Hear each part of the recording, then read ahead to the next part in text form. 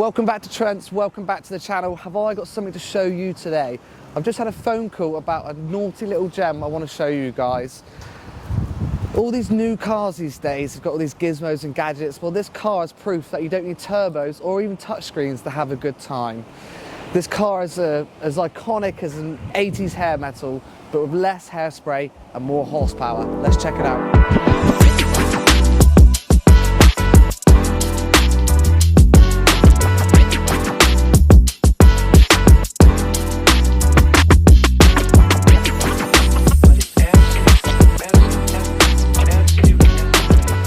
That's my Jeremy Clarkson impression over. Can you tell what this is yet? Right, this has got a 5-speed gearbox. It's done 103,000 miles. And as you can see, it's a soft top. Now, this little gem here, this is a 1987 Porsche 911 Carrera. Soft top, interesting fact. Porsche didn't produce a soft top in the 1970s. This is the first fully open soft top cabriolet car they produced since 1965. But before we find out more, let's get Ricky to take it off the racks.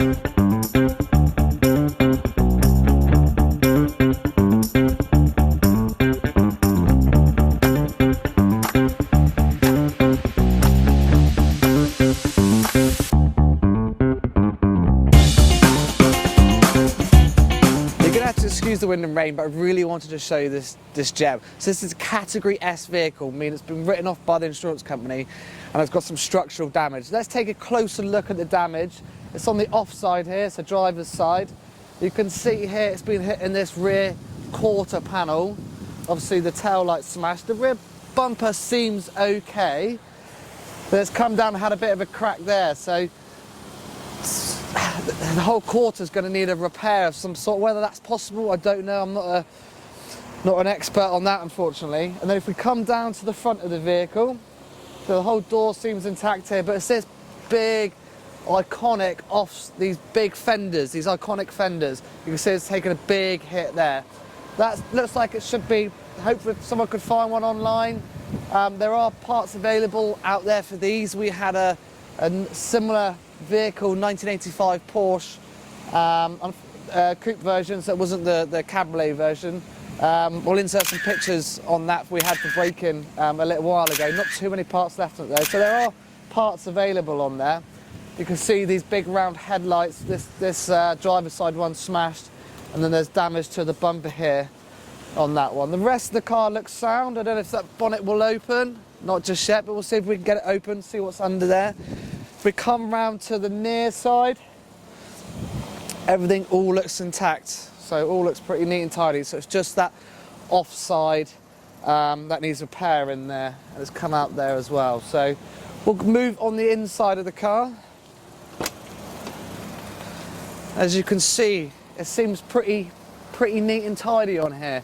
I can see the radio's missing. I think that's I can't pronounce it very well, Blaupunkt radio they fitted in these potentially.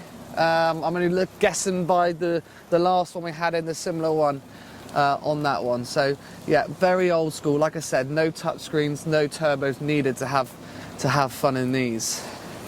If we move into the back, it's got that classic Porsche feel. Those seats where you can get about a 10-year-old child in there, and that's about it. So definitely a two-seater that pretends to be a four-seater on one of these Porsches, the classic. But you're going to look cool driving around the streets of one of these. Imagine the 1980s having one of these, how cool you would look. I can only imagine. Right, fitted in the back here is a flat V6 3.2 naturally aspirated engine. It delivers around 230 horsepower, and that's for the European models. In the US models, they had to reduce that to 217 brake horsepower due to like emissions and everything. So top speed out of this vehicle, 155 miles an hour. But let's see if we can pop open this bonnet, boot, whatever they call it on these, and take a look at the engine. So I'm going to try and work out how to take a look at this.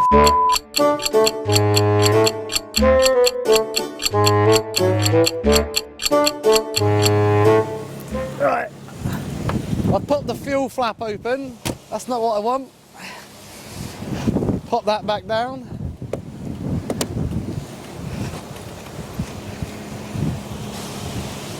God, it's definitely not a day for the drop top to be down, is it? Where's the boot switch in these? No, that can't be it. No.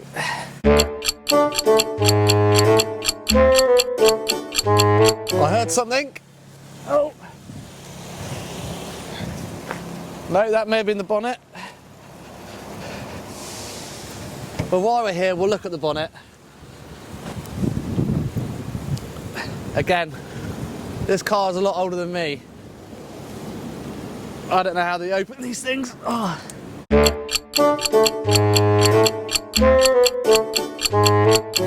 Rain. How'd you open these, Rick? Ah, there we go.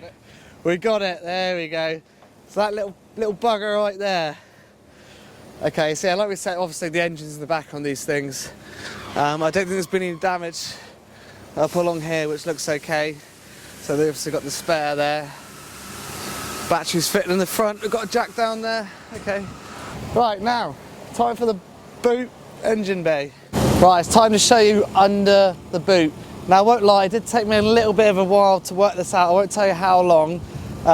It's probably obvious to some, but like I said, this car's 1987 and I'm a 90s baby. But if you come around this side, I'll show you, for those of you who don't know, just like me, how to open one of these boots on these Porsches.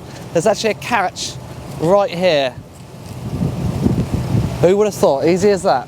But yeah, it took a little while. If we open this up here, so everything looks all intact on this. So this 3.2 naturally aspirated engine is bringing all that power into the back, keeping the driver on their toes. So all looks intact here, looking good. Looks like it could be a good buy. Category S vehicle's going up on auction. Had a P.A.V. value of £54,000, so the pre-accident value. What do you think it's going to sell for? Well, let's find out. So the whole auction process, now we've taken photos of that vehicle. We take a minimum of 12 photos. We clean the outside of the vehicle. We try and clear any rubbish out of the vehicle as well. Make sure we present it and we'll mark down any things that we might see that might be wrong with the car. Tell you what it's fitted with, you know, sat nav, parcel shelf, etc, etc. So the customer really knows what they're buying from auction, so there's no surprises once the customer purchases it. So we'll get that done, that'll get loaded onto the system, the team will review it, it'll go live on auction. It'll be on auction for around a week, and our auction's every Monday. So now it's time to get back into the office. We're going to get this vehicle on auction. We're going to follow it actually selling on auction. So put your guesses in the comments what you think it's going to make. We'll ask a few of the staff in the office, see what they reckon. 54k P.A.V. Cat S. I'd like to think it can make 50%. We'll see, but you never know with auctions. Let's go. Right, we're back in the office now. We're here, we're going to watch the Porsche sell live on auction. Just to give you an overview of what this office does, this is actually my desk, so I do actually have another job within the company rather than making a fool of myself trying to dismantle some cars. So I look after the parts team up here, the warranty and returns team, and some of the remanufactured parts, core side of the business for parts for export. So just as an overview of the office here, we've got the parts team here. We've got kind of the B2B body shop side of things in the warranty and returns. I'll ask Callum and Henry here, who do the B2B side and some of the part van deliveries, what they reckon of this Porsche, to see what it sells for. So just give you an overview on the screen here. We've got Atlas, our vehicle management system. So this is a bespoke system that we created for ourselves, which we've actually sold out into the industry. So you can see all the photos that we've taken of the vehicle here. Over to the left hand side, so this is actually the vehicle on auction. So this goes live at 10, so in about 20 minutes. As you see, we've uploaded all the images here, so it's currently located at our Poole branch. If we scroll down, we've added all the details there, so it's not subject to VAT. It's got the keys, no V5. We didn't get it started, so you may have not seen before. in the previous parts of this that I couldn't get it started, so unfortunately couldn't hear that Porsche sound, unfortunately. But it is what it is. We're moving on. Actually, an interesting fact I didn't actually mention on these vehicles, which some of you may know. This vehicle is 38 years old, so that means it's 2 years off. Not needing an MOT or road tax. So at the moment it is unfortunately liable to road tax and an MOT, but in 2 years it actually will not be. So we'll see. So I said that this car was worth £54,000 as a pre-accident value. What's it going to go for? Look, you never know with these things. It's a bit of a classic car. It could hit anything. It depends what the buyer wants to purchase, what research they've done, etc. So I reckoned around 20, half of that, so 27 roughly. Currently it's had 81 bids. It's at 13.4, so we'll see what it goes for. But look, we'll see. Let's ask Callum Henry. Right. Henry, this is a bit of you, isn't it? Yep. What do you reckon? The P.A.V was 54. Pre-accident value, £54,000. You can see it's hitting the offside front wing here. The bumper obviously needs replacing as well, fixing. Offside rear here. We didn't get it started, but I don't think there's anything wrong with the engine personally. So it looks like the interior is complete. It's just missing the radio bit there. Engine's all complete.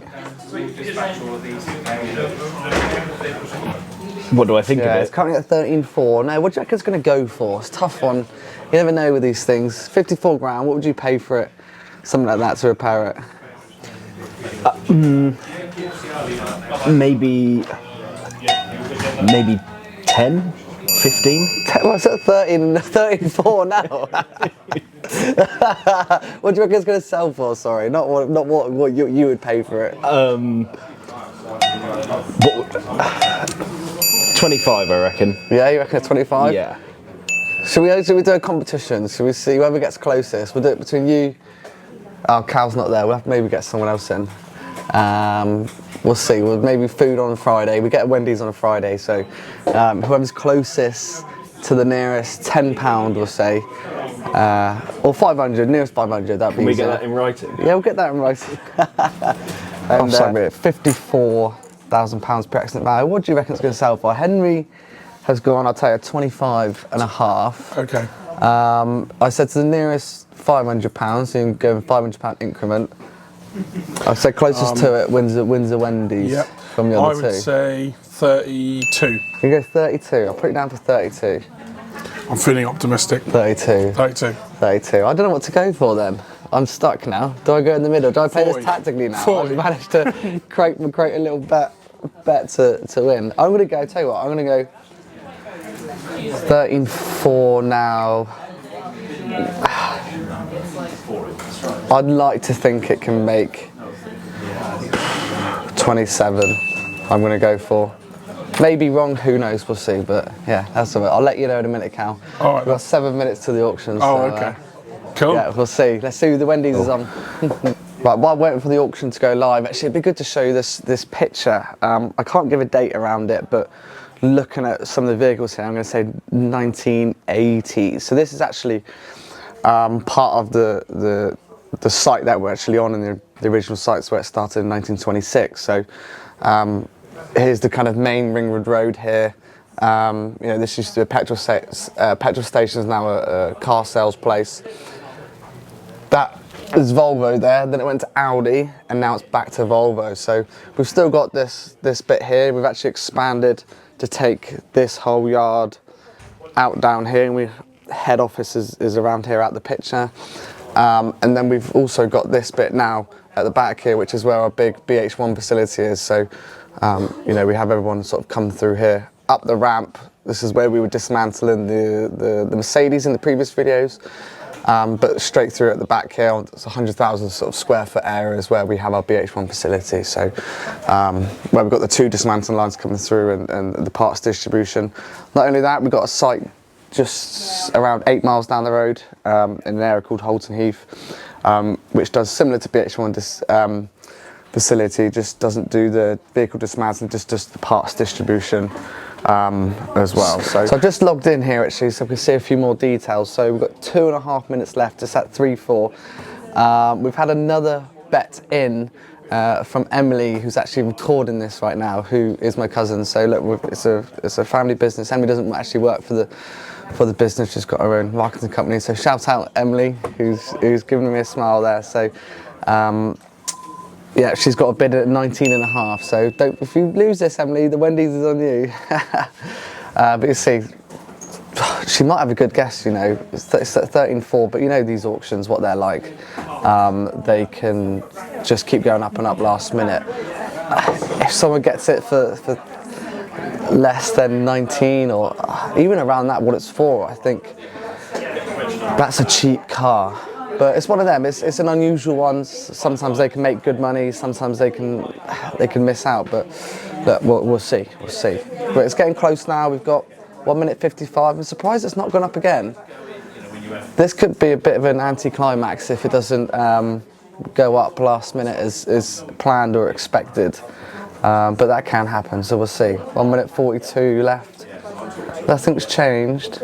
As you can see, you can go up to like 13.5, 13.6, 13.7 on this. The reserve has been met. I'm not sure what that was actually. Right, less than a minute now. It's still at 3:04. I think we were well off here.